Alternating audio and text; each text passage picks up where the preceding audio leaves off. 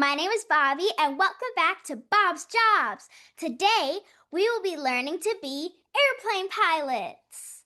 Our special guest today is Warren St. James, a Delta captain, licensed pilot for 15 years. How are you? I'm good. Good to be here. Before we get started, I've been to the airport before and it is so chaotic. Like, different people are running, different people are walking, some people are eating, some people are just stopping to check their bags and different things like that. What do you think is the funniest thing that's happened to you at an airport? It's not even funny it's more so it happens all the time. So people are always like, they think that I know all about every airport, and they're like, how do I get to baggage claim? And we'll be standing underneath a sign that says baggage claim this way. So I just kind of look up and like, just go that way. Just people not paying attention. It chuckles me, or they'll be running full speed and have half an hour to go, and they're just out of breath when they get to the gate and like, why are you running? Like, just not planning good. I find it funny. So, since you're a licensed pilot for 15 years, that's a very, very long time. How many flights do you think you've flown, if you could guess? I can actually tell you. Ooh. I still keep a logbook. So some people don't once they get to as long as I've been doing it, but I still do. Let's see. Yeah. So there's a total of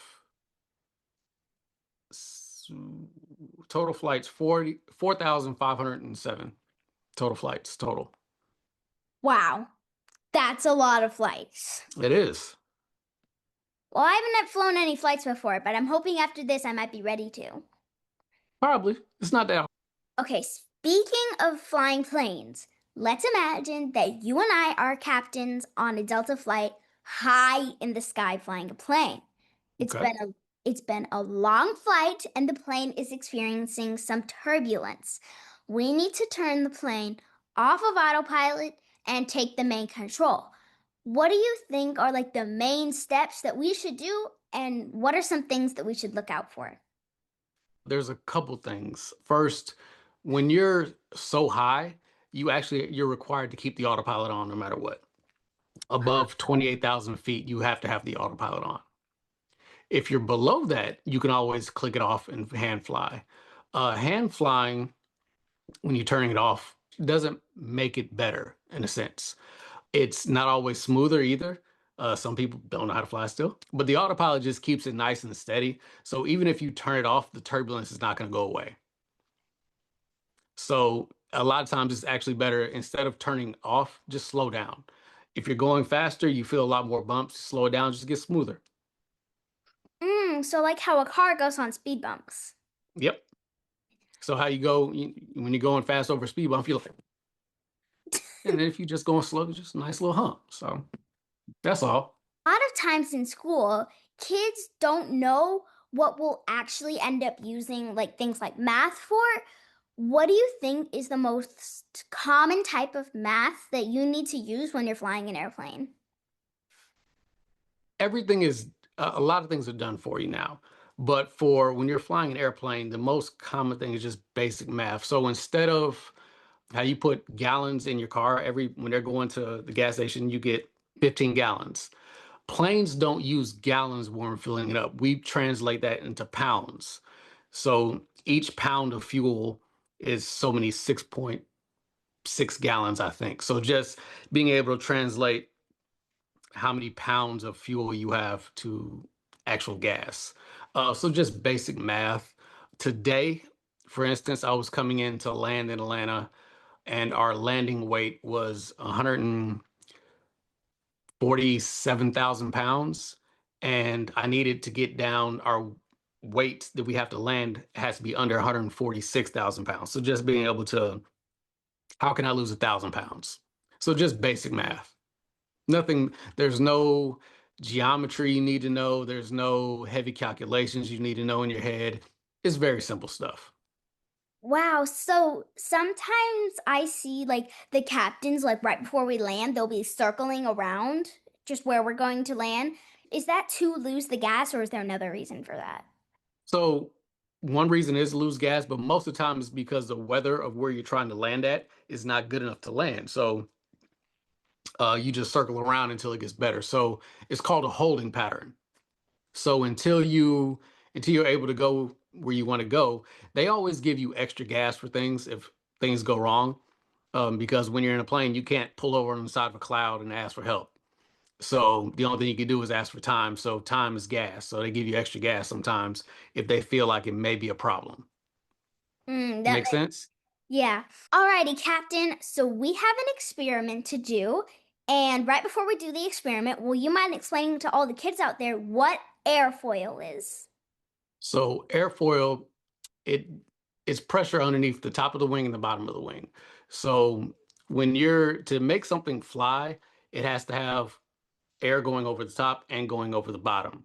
If there's not going over one or the other, then you're either going to have too much lift or too much drag and it won't work. So it's just a balance of air going over both places. Good explanation. And if I got it right, there needs to be more on the top so it can lift. Correct. So for our experiment, we have a sheet of paper, and you're going to turn it sideways and then cut 2 inches from the very bottom. So you should have a strip just like this. And you're going to take your strip and hold it directly underneath your chin, like this, with one finger, and blow as hard as you can and very fast. So it should look like this. And that explains how airfoil is. So basically, it just goes up like that and nice and perfect. That is a great experiment and a great design of that. I would have never thought to teach. I used to be a flight instructor also, and that is a great way to describe that to somebody. Thank you so much. And you know what? I'm feeling more like a pilot by the minute. Hello, this is your Captain Bobby. We are landing there in 3 minutes. Bravo Foxtrot. What does stuff like Bravo Foxtrot mean anyway?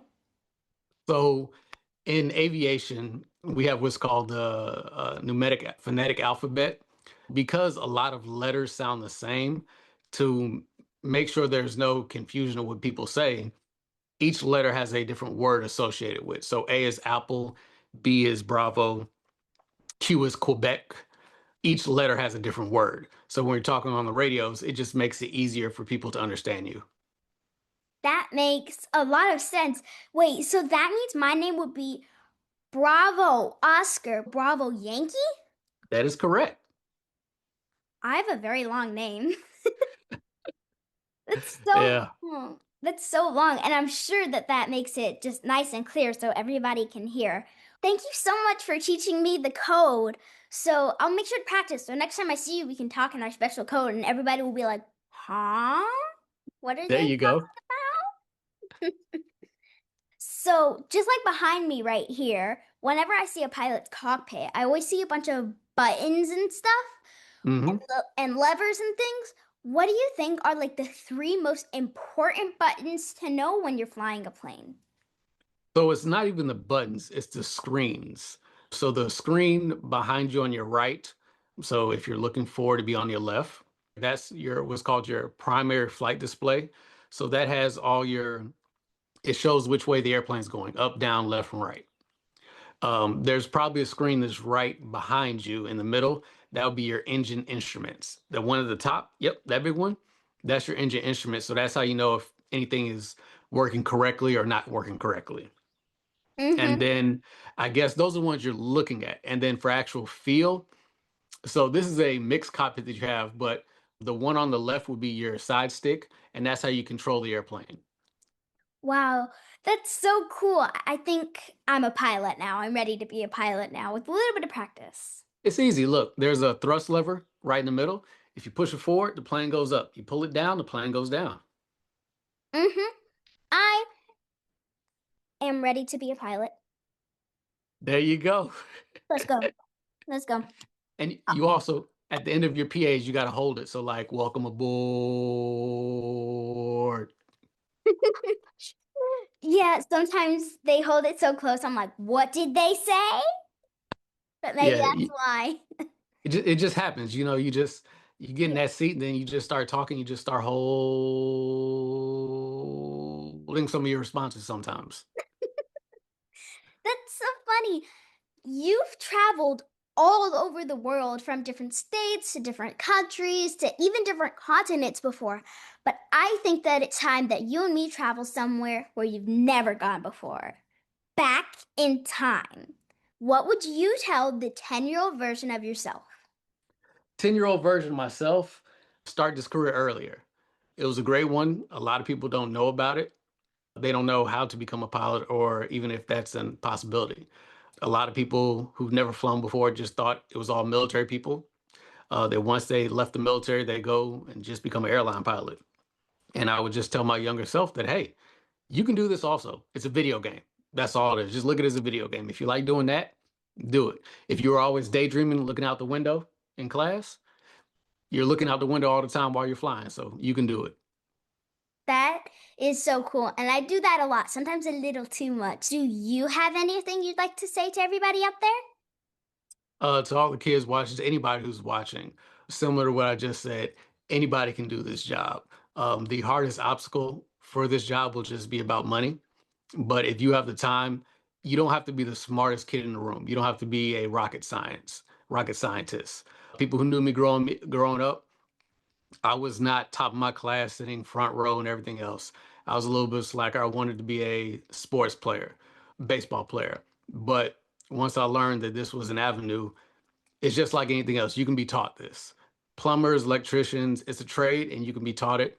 So if you're interested in it, I would 100% suggest take a discovery flight. Like just see if this is something you would like to do. How do you even take a discovery flight? So to take a discovery flight, any smaller airport, they have what's called an FBO, fixed base of operation, but FBO. You just walk in there and they'll have somebody who'll be able to help you out and say, hey, I want to take a discovery flight. They'll pair you with an instructor. They'll put you in a small plane. It'll probably be 100, 150 bucks, depending on where you're at. And then they'll take you up. It's like test driving a car. You'll get in there, you'll fly around with an instructor for a second, and then he'll let you touch the controls a little bit. And you'll just see some people don't like being in a small airplane. And then some people love it. My son actually just started doing it, and he got his private license now also, and he loved it right away. But some people love it, some people don't. But if you don't try, you'll never know. That is so cool. Do you know if there's like an age limit to do it or? No, you can start flying as far as I know, as young as you want to, but you can't get your actual license until you're 17. That is so cool. Thank you so much for showing that. I can't wait to get on that plane and No be problem. I would love to have you on one of my flights one day. flying. I am so excited. Every single time I get on a plane, I'm like, is he here? Is he here? Is he here? Because I'm like, I want to be like to the captain, I know him. And like Elf, I know him. Yeah, let you come up, see the cockpit. Oh, also, for anybody who's flying on like a Delta airplane, don't be afraid to ask to see the cockpit. The almost all of our pilots, if time is permitting, we would love to have you up there, show you a couple things. You can sit down, take a picture, and we can give you a trading card also. It tells you a little bit about the plane. Have you ever had anybody ask you to come see the cockpit? Actually, yes, a lot. So I want to say almost every flight or every other flight, there's usually a young person or sometimes an old person who's never flown before who's very excited and they want to come see the cockpit. So we'll, happily bring them in as long as there's time. They can take a seat, take pictures. I had one time I had this he was a young black kid. Him and his mom, they were so inspired to see myself up there because there's very few black captains in the industry. So he came up, had a smile ear to ear.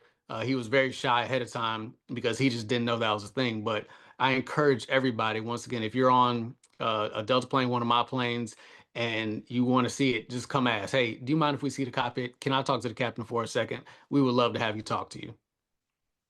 That is so cool. And I'm gonna I want to press all the buttons, be like, Well, as long as there's time, I'll let you play for whatever you want to. so maybe even I can be a pilot once. You Very can, I excited. promise you. I'm very, very excited. Thank you so much for being here, Captain. Thank you so much for letting me interview you. And thank you to all the people who are watching this right now. And make sure to subscribe to Bob's Job so you can see all of my other interviews. And bye.